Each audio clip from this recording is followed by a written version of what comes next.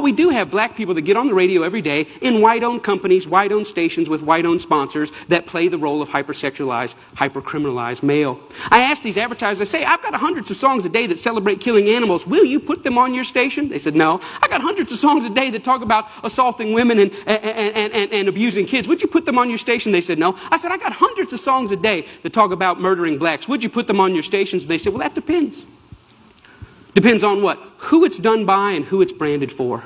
Because if we can get black folks to sing about it and we can brand it for our youngest black audiences, I think there's money to be made. I think there's American appetites to see these people that way. I said, how can you say that? They said, well, look, it's what these artists know. It's what they, black people, create. It's, matter of fact, our surveys say it's what they want to hear, which speaks of a sickness. How do we live in a society where somebody says, you know what, I'm inspired to write a song that celebrates murdering another person. And then a person says, I'd like to put that on my station. Another person said, I'd like to pay for it. And then there's people out here in the audience that go, I'd love to hear it, as long as it's black guys. Because even white people buy rap music, buy this type of stuff, because we know that when we want to hear about killing each other, we know who to turn to for that type of inspiration. We call it our music. We say we own it. White people buy more rap than black people. Yeah, but we're very careful to turn it down at the stoplight when other black people are there. Why? Because we know we're just pretending. For them, it's more authentic and real.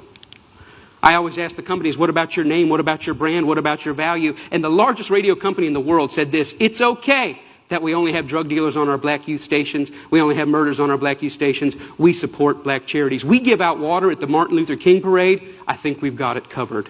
We've bought them off.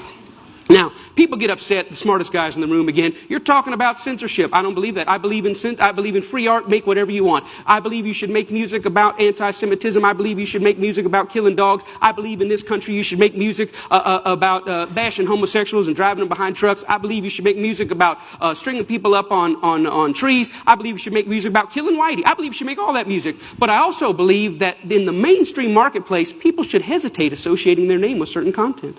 You know, there's certain stuff you can't buy at the store. Certain stuff you can't get on iTunes because their brand doesn't want it. But if you want to hear black people celebrating killing black people, they got thousands and thousands and thousands of those things to sell you. I don't think it's about censorship. I think it's about American cultural hypocrisy.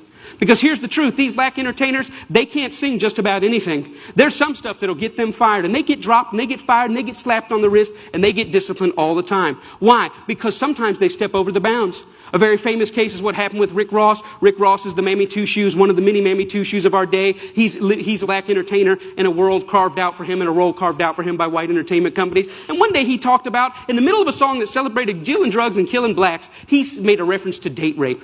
And when he made that reference to date rape, that set social media on fire. That got 100,000 petitions in 24 hours. Hey, buddy, date rape is no joke. That had white people standing outside of Reebok in New York saying, you better take this seriously. We're tired of a rape culture in America. One line in one song moved the masses. And you know what Reebok did? Did they stand by him and say, hey, we believe in freedom of speech. We believe in freedom of expression. It's just a song. Calm down. No, they fired his tail on the spot. The president came out and said, this goes against our high standards. He's gone against the values of our brand. Shame on Rick Ross. We're disappointed. He doesn't know how serious date rape is. And when I saw that, I thought, wow, how convenient. Isn't that amazing? But here's what really happened. It's not their brand, it's not their values. Rick Ross went off script. He was hired to get black customers, and they think that black customers go with black bait. And in America, black bait is the hypercriminalized, hypersexualized portrayal of black people. And as long as he had sung about that, the stuff that got him hired, he still have a job at Reebok. But when he touched other sensitivities that affect us, he lost his job. See, the truth is, it's not they that need to change. It's we that need to change. We created the lies. We created them for our profit. We own the companies. We own the record labels. We own the advertisers, and we keep putting it out. And it's this that's got to change. I thought about it. You know what? I wonder if White Mike could get anybody's attention on this. So I stood outside of a Walmart, and I said, hey, I don't think killing cops and killing blacks is very cool. And you know what? It only took 7 weeks of Mike standing out there, and they wrote a letter and said, yeah, we don't think it's cool either. We're going to pull our name off of that. The largest retailer in the world had never considered that maybe their commercial shouldn't be right before or after a song about young black men being gunned down. And I realized this, that black murder is normal, but it should not be. And I realized the importance at the coffee table, at every headline, every pastor's gathering, every family gathering to say, you know what, these black lives matter. It's not just another black kid. These are human beings. I'm doing my best in every way, shape, and form. Talks like this everywhere I can go to say, you know what, I was born in a world where black murder was normal. My kids were born into a world where black murder is normal, but I don't want to die in a world where black murder is normal. Am I 5 years or 10 years away? I don't know, but I'm screaming as high as I can. Let's feel this pain and let's lift our voice to tell the lies. They are not criminals, they are not deviants, and their lives are just as important as ours. Thank you very much.